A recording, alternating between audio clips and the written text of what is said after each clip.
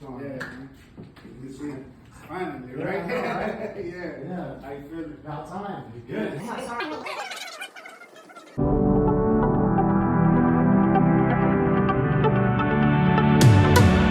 So this is Coach B.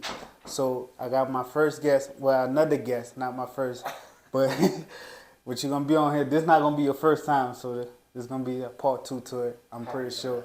So, but I'm super excited just to welcome my brother Dan. First, let me introduce y'all to Dan, but I'm gonna let you spill it. When I first came to Colorado, I ain't have no business. I didn't have no plays, no customers, none of that. I did a strategy. I just started calling like different moving companies, calling, and Dan came across my desk. I hit up Dan. I told him who I was. Told him I just got a box truck. I was looking for work, and he took a gamble on me. So most of my work come from Dan. And I just want to say, yeah, I appreciate that, brother. I appreciate, you just taking that gamble, man. And look where he is today, man. You still passing, plays to me with customers and different things. And like, man, I appreciate you. Yeah. So I asked you to come on a podcast just to share your experience about business, drop some gems for other entrepreneurs who want to get in the game and different things like that. So first of all, I just want to warm them up with who is Don? Who are you, and your background, and how you got everything started. Yeah, I appreciate that, Brandon. So I'm Dan Beals. I run Furniture Removal Guys. We used to be called Dan's Haul-Away. We just changed out this month, just rebranded. Come on. As business grows, you kind of grow, and we just take the next step to kind of make it easier for customers to know what we do and how we do it. But we are a furniture removal downsizing specialist. We go in people's homes, remove their unwanted items, and try to keep it out of the trash. Cool. But being in that space, I get a lot of requests for like moving or like out of state or up in the mountains or you name it. And part of business, I want to look good. So I want to not only just like tell this customer no, but I want to have a great referral for it. Right. You giving me a call and doing that. 100%. It stands above the rest as is, right? No one does that. No one calls. No one does like introduce themselves. But the thing is like it's a gamble on you too. Right. Yeah. What is it even going to do for you? But sometimes it starts out slow and then it just keeps on going. But I've gotten nothing but great stories about you or anything. This is the first time we've met. This is I know, cool. right? It's all been phone conversations. Yeah. Right. But dude, I'm happy to help other businesses and share experiences. Whatever it is, just to kind of just be a great resource for the community. It's not just about competition. That's the key. It's about just connections. And that's the key too. Cause if you run across a lot of business owners, right, and they see that you're in the same space that they're in, right, and they kind of intend like, well, no, I'm not gonna put you on my customers. I'm gonna make the money off it, right? Mm-hmm. But not knowing like it's enough for everybody to eat, just having that, just having that want to see someone else succeed just as bad as you succeed. Yeah. So another question. So what made you start your company? Like, what's your background? What you came from this? Most of your family are entrepreneurs, or what? How you got in the game? So my dad owned a plumbing company. Okay. So he owned and operated his own plumbing company for my entire life. Okay. Now I lived with my mom mostly growing up. I would get experiences of like going out with him, but I never really had ambition growing up. This all mainly started as like an adult. I was in the military. I joined the Army right out of high school. Got to do some really cool things, deployed, do things like that. Okay. But that really kind of set up my foundation of like, consistency and hard work and ethics and all those different things. But I really noticed is that you can stand out above the crowd. Come on. Like really easy.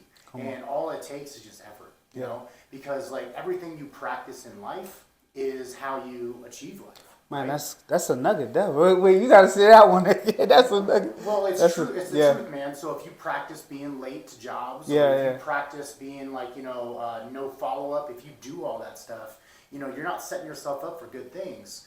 But those little things of follow up and consistency, Come on. doing the same thing over and over again, Come on. it helps prepare you for those next steps. That's good. But after the military, I joined. I came out here with my wife, and I started working as just a warehouse guy at a furniture store, AFW out here, Okay. American Furniture Oh, Warehouse. okay, yeah, I saw that. Yeah. So I worked there for about a decade almost. I started in their warehouse. I worked my way all up to being like one of their store managers there, assistant store manager. And once COVID started, just kind of just destroyed everything. Yeah, So I just basically told myself I can't put my life in someone else's hands like that again. Yeah, that's And the then this started. It started with 5 different things, and then it just kind of escalated and escalated. I had started another business before that failed. I don't want to give up, man. I don't know how to give up. So what business that you had before this, and just let's talk about, because a lot of people just talk about the wins, right? Yeah. But we never talk about the losers, right? I've Those had some- L's. I've fallen So- on my face, bro. So what's like 2 L's that you took with the other businesses? Yeah. If you don't mind. Yeah, absolutely, dude. So the first business I started, it was called Yard Hop. Okay. It was like an Uber for lawn care. So I built an app, essentially an easy way to find lawn care, and lawn care providers to be able to be on a that's system cool. to find work and stuff like that. It was great, dude. I loved it. But what I learned from it the most, and how I did the business, it was a little bit different, right? So most of it was build up. Like I had to build the app. So I hired a team. We had a bunch of people doing things. It took us about a year and a half, 2 years just to even complete the app. But Oh. I didn't want to wait. Yeah, in yeah, the yeah. sense of getting our name out there. Yeah. So I was promoting myself, doing all these different things on social media, which really it did things opposite, right? So I built a back end of a business in the sense of all the stuff that goes in the background, social media, Yeah. catching attention, Yeah. doing all these things. But I never actually built a business that actually created revenue. It didn't, because it was just building, and it took a while to get it done. By the time it was done, COVID started. I was like, damn, I got this. This is the Yeah. perfect time to go. Yeah. But the thing is, I had no funds, I had no Yeah. money, I had nothing. Yeah. So essentially, it all collapsed on itself. But by the time I got to the part where I could build the operations, I already had notoriety and all these different things, but I didn't have a business actually back it up. Once it collapsed, I was just like, all right, now I gotta start over. Yeah, essentially. yeah. I started doing handyman work, junk removal. I started doing haunted houses, Santa projects, different things, just to keep me occupied, bring in money, have fun, learn business. Right. So a question, when you did hit that wall, why didn't you stop? You mean why did I stop? Yeah, why didn't you stop? Because what was your motivation to keep going, to pursuing business as an entrepreneur? When you went through that, all right, cool, look like this failed. Yeah. What was your motivation to get back up and just, you know what, I'm gonna do it again? What was that why? I'm pretty persistent. Okay. I'm pretty good at taking one in the mouth and keep on moving. right. But Yeah. I can tell you, it really fucked me up mentally. Come on. So failing publicly, Yeah. being all over social media, all over this, to just being gone, right? Taking investors, taking friends and family money. Man, that was it's a lot of weight on you, right? Yeah. I feel obligated still, which I will, is pay these people back at some point, because the business failed, but they invested in me. Right, right. So That's I'm gonna succeed overall, because when it comes to this, dude, everything I do goes right back into the business. I'm not doing I could be doing a lot better in the sense of saving and all these things, but my investment is into me and my business. Right. So I'm pushing pretty heavy into that, because to me, I see the risk as being a super big reward, because I'm not going to give up. But in saying all that, I stayed off of social media for a few years. Okay. So it all failed. I started these other businesses, and my mindset was like, all right, let's create something that has a cash flow, and then I can start like talking about it. Let's like figure out what it is I'm doing, and then we can start talking about it again. I was doing like these 4 different things. After about a year, I was like, all right, let's narrow it down to one. What do I see the most potential with? And this is what I ran with. And after, I've been doing it for 4.5 years now, and 2 years ago is when I started doing social media again. Wow. Yeah. So it sound like did you have a mentor or was you just self-taught? Like Books, Just podcasts, books. YouTube, Okay. communication, experimentation. Those are my mentors. Like you know, I might not have met these people I read their books from, but like, you know, Gary Vee, Grant Cardone, anybody you can really think some of in good those ones. spaces. Yeah, like, yeah. dude, I need motivation. You know, like Yeah. sometimes I'll be down on myself, or like maybe I'm just bored and I'm just watching YouTube and wasting time. Maybe I just need to read a book this time and just Right. you know, change And it that's up. keys. But that comes to me in the sense of actually doing that. That's key because even the word said like our people destroy for lack of knowledge. So if you don't know, you don't know what you need to apply, right? So that's a good gem right there, y'all. Like, you know, pick up some books. You know, look at the road to success that someone else is already doing it already. You know, so that was one of those keys that I picked up. What you just said, like, you know, you started watching videos, people that's already in it already, right? Picking up books. You know, that's cool. So all right. So now that how old were you like when you started? My first Yeah, business. your first. First one, I was like 29, almost 30-ish, somewhere around there. I'm currently 38. So it's Wow. it's been a process. Yeah, yeah. And like, you know, roller Man, you're coaster doing ride. good, man. 38, you're doing real good. I'm trying to, you know, like I'm just trying to, like, I have a goal that I started when I was 30 is to retire by 40. That's good. 2 years away, not even close. But the thing is like, you know, what's not close, right? Right. Am I just like a year or two away from like Right. really jumping in business, you know, really things happening? But it's just a process. But I don't change goals until the goal is hit. Come on. And then I'll restructure the goal and keep on going. But I look at retirement kind of different though. Yeah. I'm not like thinking like I'm gonna be golfing and doing nothing and things like that. I really want to. I enjoy the work, building the businesses, the challenges, the things. So I look at retirement as I'm able to do whatever it is I want and not have to worry about money. So like it's it doesn't mean that I'm not gonna work. It just means that I don't have to stress about my mortgage. I Right. don't have to stress about my car payment. Yeah, yeah. Or all these things, and I'm good. Right. Yeah. Yeah, makes sense. So let's just talk about for us like the structure of the business where you at now. Like, so if anybody want to jump into like kind of like starting their business, like what would be from your experience, like what would the steps you tell them to take? Okay. What do you want? That's a big question. Yeah. Right. So, do you just want to build a business for you to work in?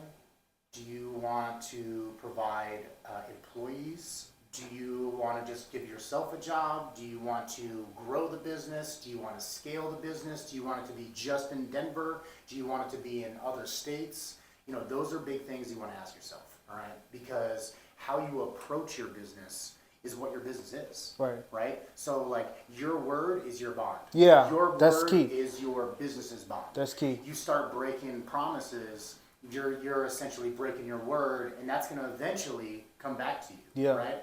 But you know, it's everything that you're trying to do it with purpose and make sure it's perfect, right? Now, perfection is chaste. It's not something that comes at the beginning.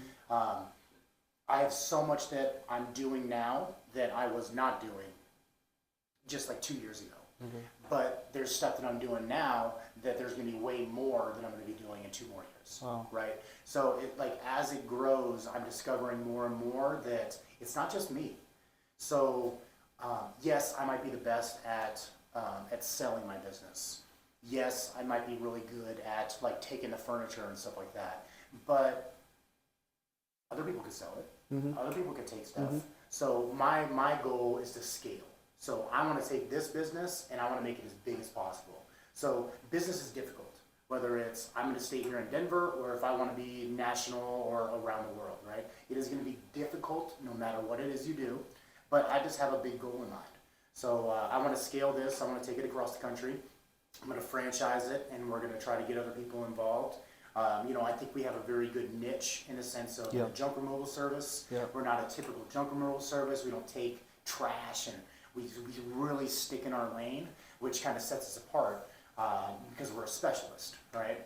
But that's the way I look at it is, are you looking at these big businesses like Walmart, right? Right. And their processes and asking yourself, why don't I do things like that? Right? Like what, the people that are getting fucked over by the IRS and the government and taxes, these are the people that like are in our area and lower that are just like thinking that no one's looking at them and they can just like not pay taxes or whatever. Those are the ones that get messed up. Guys like Elon Musk, Jeff Bezos, they got their shit on lock. They're not messing up. They're not doing shady stuff. They're not dumping their stuff on the side of a road and walking away. They have systems and processes. And if you want to scale it, you got to do that. Wow. And two things when you were just talking stuck out to me was purpose and system. And that's a niche. Like if you don't have a drive or why you doing something, the purpose behind you just doing it as just making money. But you got to have a bigger vision in mind. Just like you said, like it's just, like you just don't want to just do it in Denver, but you have a bigger vision, So I think also too, a system, having a system, and a lot of times, when we do business, right, and we build in business, we don't have a system in place. And I think the system that we put in place helps runs the business, right? That's one ingredient. Like if we want to bake a cake, right? Like there are certain ingredients that we got to put in to make the cake. So yeah, that's pretty cool. That's and it's dope. very common sense that you know how much it is. Yeah. And then you watch someone else and you're Right. like, whoa, that's Right. not what I said. Right. But the thing is if you don't have the exact things for them to follow, they're just going to do their own thing, But, in that too, like you gotta building that system, write everything down. Yeah, that's key. Dude, I am such a big fan of like Google Workspace and Drive and all Come that on. stuff. It's so easy to just be on my phone and I can be anywhere and I can be adding things in there. But all of it. If you want to have like a waiver for damage, right? Let's just say you're moving something out of somebody's house and you have a lot of potential of damaging something in their house, and they know it too. Hey, pull out a waiver and be like, hey, we're not responsible. We're going to do our best. We're not going to intentionally try to damage anything, but if we do, we're taking away all liability. Like, how do you get that? You essentially have to make it, and you have to make the mistake of the damage to happen for it to even be a thought, right? It's the same thing, how you take furniture or why you stop at the gas station every morning so that way everybody has time to get drinks and water and whatever and prep for the day. Yeah. It's systems. That's good. And man, that's real good. As I'm thinking about it, like you right, like you have to have systems in place to run a successful business, and that's good. Yeah, that's good. So next question. So after you build this business and make it worldwide, it seems like that's where you're going with it, right? Trying. Yeah, you're gonna do it, right? I'm here. So, what will be next for you? Like, where do you see yourself? Where do you see yourself after you accomplish that? Like, what do you see yourself doing after that? Well, I see this as kind of a long-term kind of play. Okay. So what I notice with business owners is once they get to about like a few years, maybe 5, they're almost bored and they want to start something else, or they found another thing that just itches their fire, right? And then they want to go down that path. But then essentially they're starting over. You might carry over some things and customers or whatever, but you're starting over. Right. And I am just trying to get obsessed with this business. Yeah. So I have cut off all extracurricular activities. I'm starting to reintroduce some things, but I cut off my Santa projects, my Halloween projects, my you know, parties, you know, like all these extra things that were going through my mind, I had to just cut it out. cut it out. Because I'm getting obsessed with this business, bro. Yeah, that's like good. it's like, you know, like the deeper I get into it, there's a whole other story right there. And then you think you Yeah. get somewhere else and you're just like, Yeah. whoa, look at Yeah. this over here. And it just keeps on going. Yeah. But it's all within the same business. Yeah. But it's just getting deeper and deeper. So like I'm learning like, you know, different like, you know, analytics or, you know, employee interactions or all these different things. I'm getting so obsessed with this that I don't want to spend any time doing anything else. I want to think about the business. I want to, you know, write something down, create a product, whatever. Right. But it is all related to this business. And so I'm looking at this as, you know, the next 10, 20 years that I'm going to be building this. Now, what's going to happen next after that, I really don't know. I do want to start buying houses and like investing my money into other things too.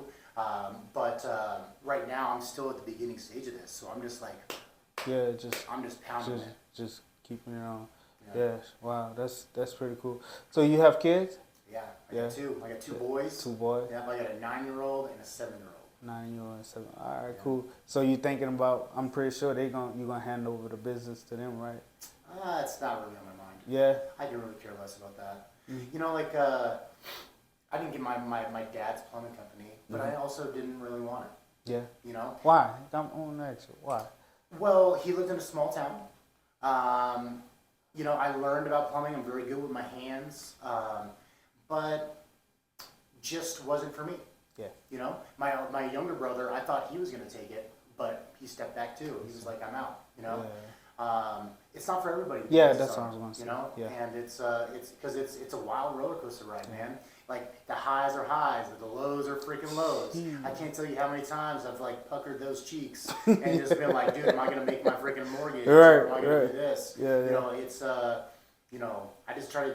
Sometimes I had to pick and choose what bill gets paid. You know, like overall the business stuff for paying my employees, that's like almost first compared to my mortgage. You know, like it's, you know, sometimes you get decisions like that, but it's just what you have to do with business, and are you willing to accept that risk? Right. Yeah. Geez.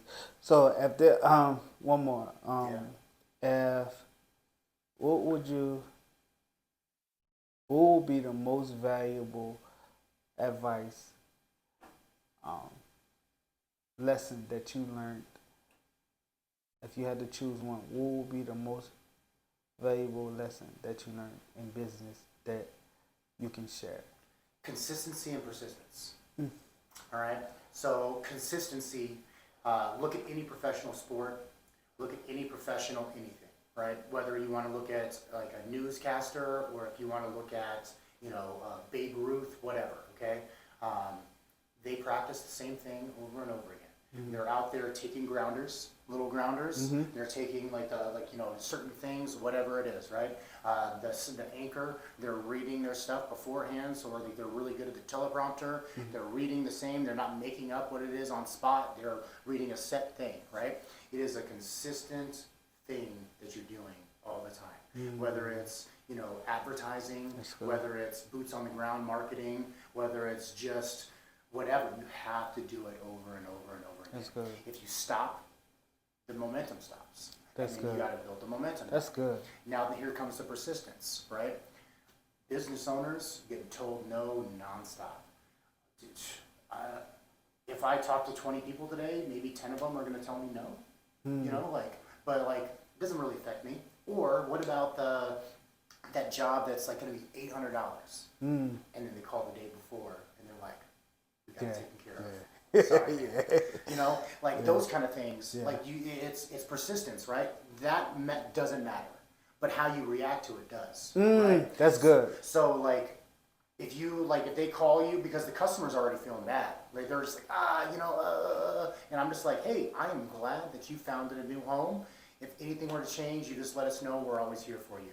But to me, they're in my system, so now they're getting reached out to constantly. Right. But the thing is like, it might not be now, it might be a year from now or 2 years from now.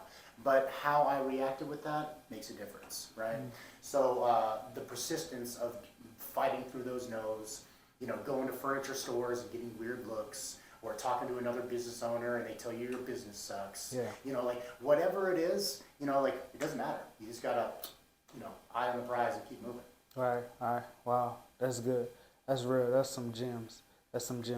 One more question and I'm gonna let you go. Keep going. All right. So, how do you start your day off?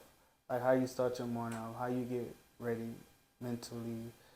Just prepare today for your day to run your business. Like what will be the steps you take? Yeah, so I wake up in the morning, I go through my schedule, and then I'll route the day. So I'll like put everything in, see where it is on the map. I have 2 trucks that are running full time, split it up, and then give them a route, right? After that, it's all reach outs and stuff like that. As I was telling you before we came in here, one of the next steps that I'm moving on in my business is getting myself off the phone. Yeah. I'm not 100% a salesperson. I can't be because I can't focus on other things. Yeah. I can only sell so much myself. Example, this year we are going to sell about $1 million in revenue for the business, right? So that's out of good. all the stuff we sell and the removals, that is what's going to be taken in. That's not expenses and all that stuff, whatever. That's good. But that's a lot. Yeah, I am 100%. on the phone nonstop. I'm I'm running the business. I'm answering phone calls, customer service, all these different things. Can I sell $2 million a year? Like, I don't think so. With the amount of time that I got, I don't think I can do it. There's no way I can be on the phone that much. Yeah. But if I hired somebody that was 100% on the time, always doing sales, Yeah. they got 100% effort going into that rather than my 50% Right. effort because Right. I gotta switch hats. Right. I gotta go to owner mode. Yep. I gotta switch hats and I gotta be manager mode. Yep. I gotta do all these things. Yeah. So now I might have a little bit of a downside in the sense of sales, but it's gonna be the upside in the end because all the stuff I'm missing because I'm too busy, they're gonna be right on top of. Wow. So maybe the 10 jobs that I missed out on, maybe they didn't sell at a high enough percentage that I did, but they got those extra 10 jobs. Yeah. So it kind of works out Yeah. and it continues to grow, Gotcha. right? But that's something that I'm trying to work on and get there's progressions, right? Some of the biggest steps or growth patterns that have happened in my business was 1, getting a CRM. So, having all of my customers on this thing, all of my reach outs are through there, my routing systems through there, I have all my data and analytics of my business stuff all through there. That right there was like, boom. It just I don't know what it did. It just magically made it more organized. And then I was able to jump up here. And then I was like, all right, that's cool. Next step, get myself off the truck. And then boom. And then I'm like, all right, I'm here now. Right. And then I'm just like, all right, next step is get me off the phones and I can manage more. And I'm expecting another jump. What we're gonna see. Yeah. It's all theory until it's real. But how many books have you read that tell you that this is Right. Yeah. It's essentially duplication, right? You don't need another me. I just need a salesperson that can do me. Right. Yeah. Yeah, gotta have that delegation. You gotta delegate. When I'm hearing, just when you're speaking, delegation, not always being that one, but hey, just pass the baton. Pass the baton. It's not that important. Yeah.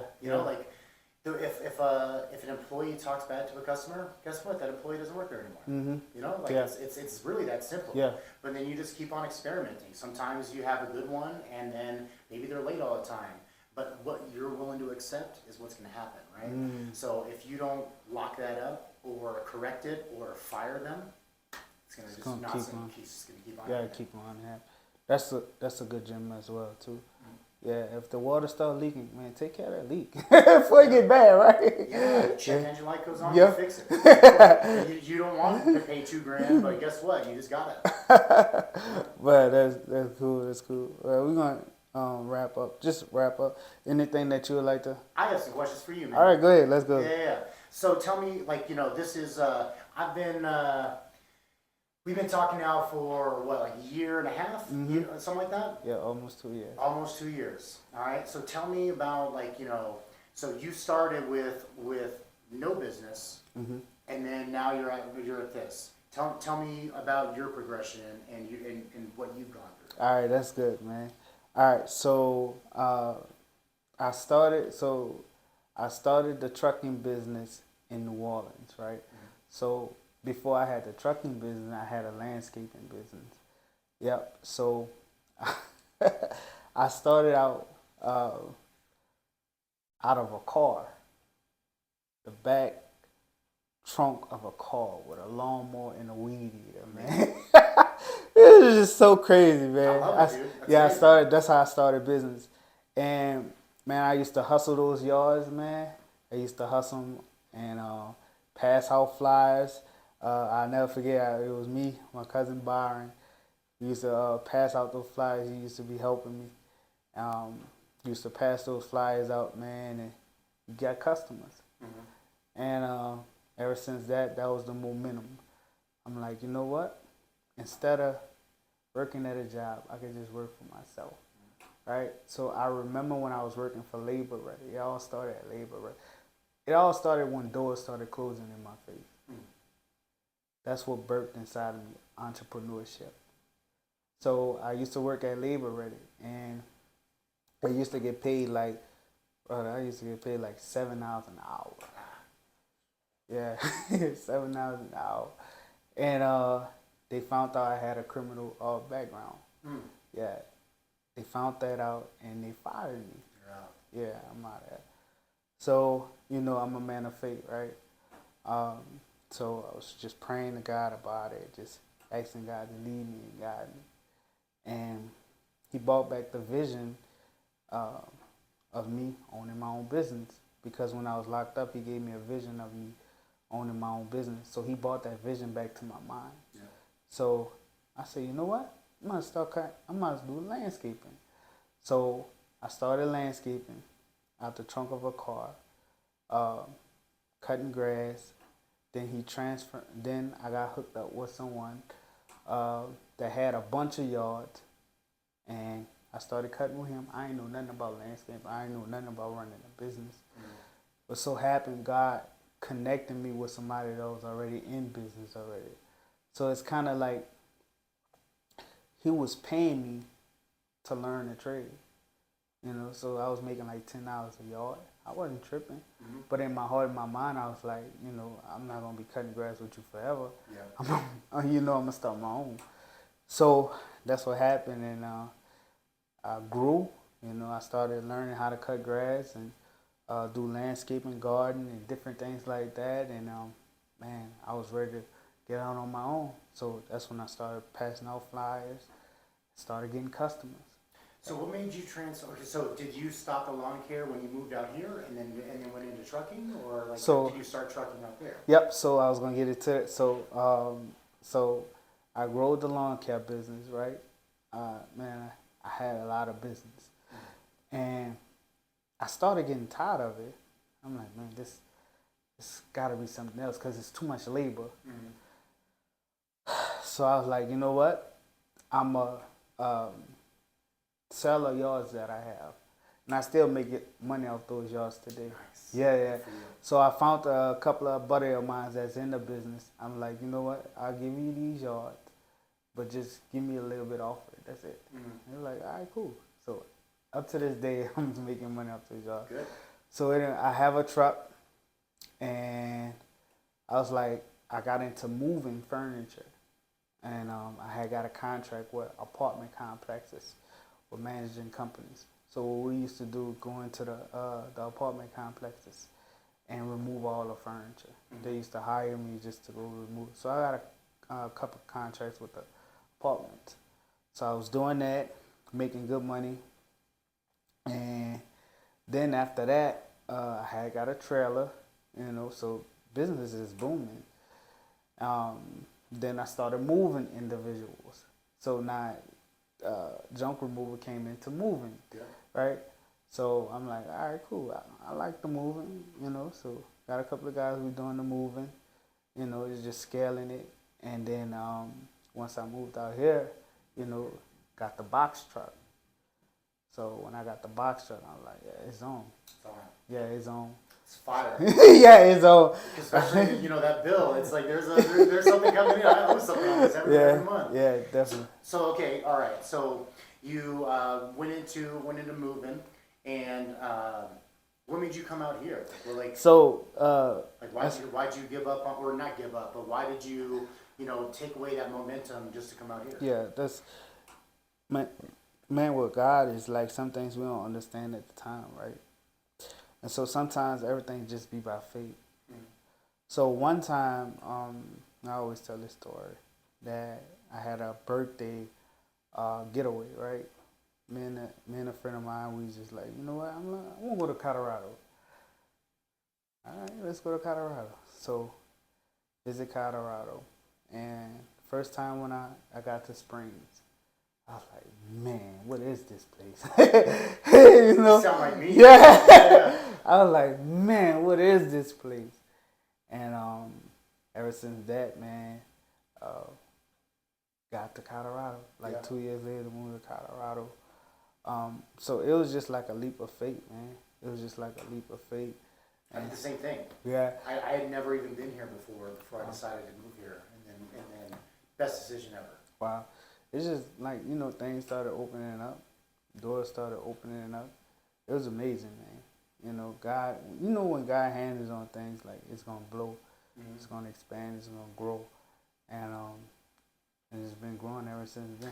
Well, you doing all this stuff and taking taking matters into your own hands, that's like the biggest thing, Yeah. because like I look at you right here, I don't know what you were like, 5-10 years ago, but like, I don't see why anybody would not want an opportunity with you or Yeah. whatever, right? But the thing is, when you put your life into someone else's hands, Yeah. it's just like, it's out of your control. Like you might say something weird, or Yeah. do something weird, or whatever, and then it's over. Yeah. You know? And that's crazy you say that because I'm in the process of writing a book right now, Nice. right? And I talk about that in my book, like not giving someone say so over your life, putting boundaries and limitation over your life. And so sometimes that's what Jobs was doing, right?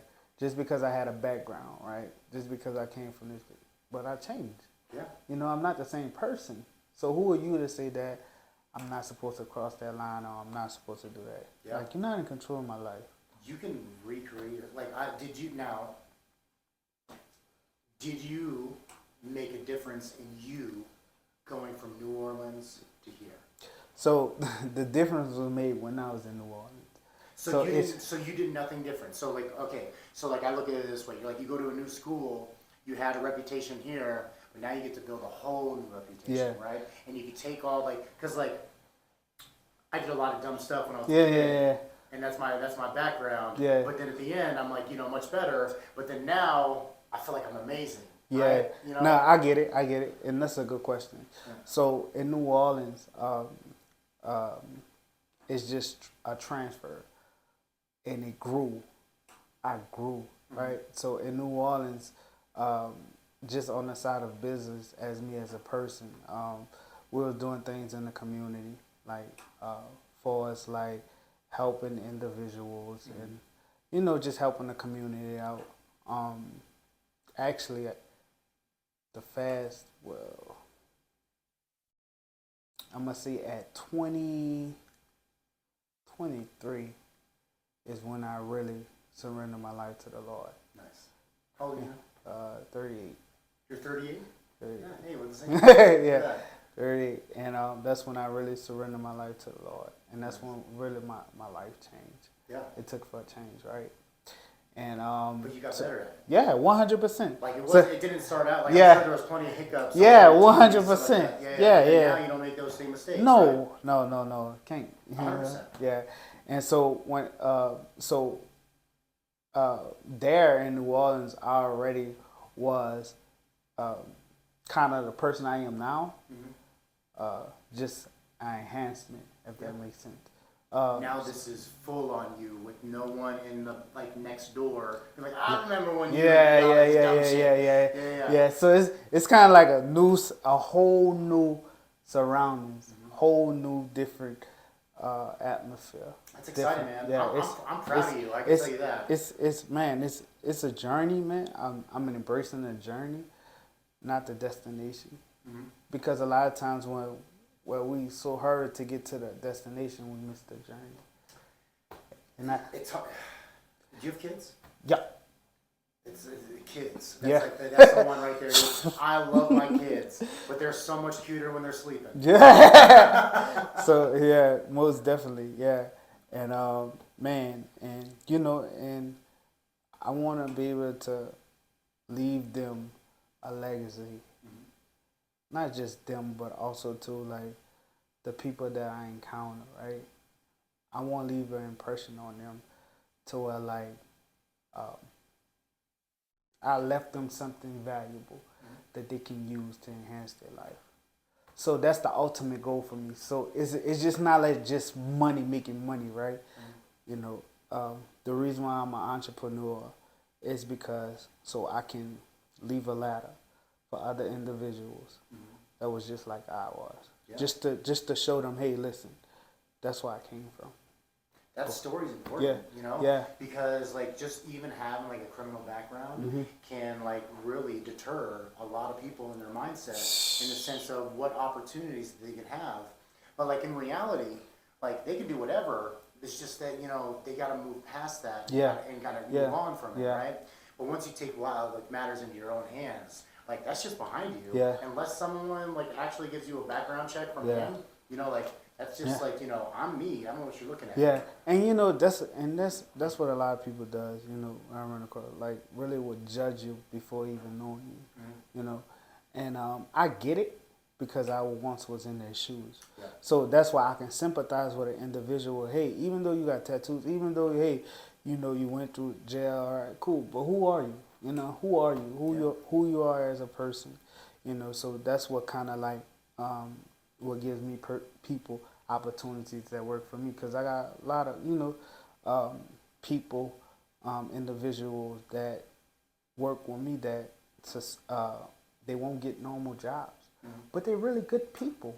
They're really good people, hardworking people, want to provide for their family, but just don't have an opportunity, to do that because of society put a label on them. Hey, you went through that, you did this, and, kind of put a stamp on them. So I want to be that voice and that one to, well, you know what? Even though you did that, you changed, you won't get a good step, provide for your family. Here's an opportunity. Yeah. With that, you can only help so much. Oh yeah, 100%. Like, you can't help others if you can't help yourself. Yeah. And like I have taken plenty of people in, or like given people chances or opportunities. But I've also fired a lot of people. Yeah, 100%. Especially out of my life. Error. Like I choose not to surround myself with bad intentions. No, or you can't. if you're gonna make bad decisions and do dumb things, I'm probably not gonna hang around you for too long. And that's what comes in, brother, like with discernment. Like God started working on me with discernment. Like discerning an individual. Because I went through a lot of hiccups with that. Like, I got a big heart. So I want the best for everybody, right? And did I get burnt a lot of times? Yes, 100%. Yeah. I got burnt a lot of times, but I started learning those lessons. All right, Lord, who is this individual? Is this individual deserve to work to the company or be around the company? So I started praying more and being more, led by the Holy Spirit rather than what I see, but rather than what God sees. And so that's what helps me to make the right choices I have today with the employees I have now. So I have some good guys, man. They solid, man. I thank God for them. Good. And yeah, man, they rocking with me. Good. Yeah, that's important, man. You gotta like build that strong base and team, apply those standards, and then like uphold them. Yeah. Because sometimes you have to fire someone. Yeah. Sometimes you got have to. do. You like got to. If otherwise, it's just never gonna change. And if you have that thought in your head of like, should this guy still be here, or like, should I fire this guy? A lot of times the answer is yes. Yeah. But it's just really hard to make that choice. Yeah. 100%. Yeah. Yeah, you can't help everybody, but you can help the one that really want to be helped. 100%. Yeah. Because they want to help yourself. 100. Absolutely. Yep. So you heard it from Dan, heard it from Coach B. We appreciate you guys for just sitting with us, just spending time.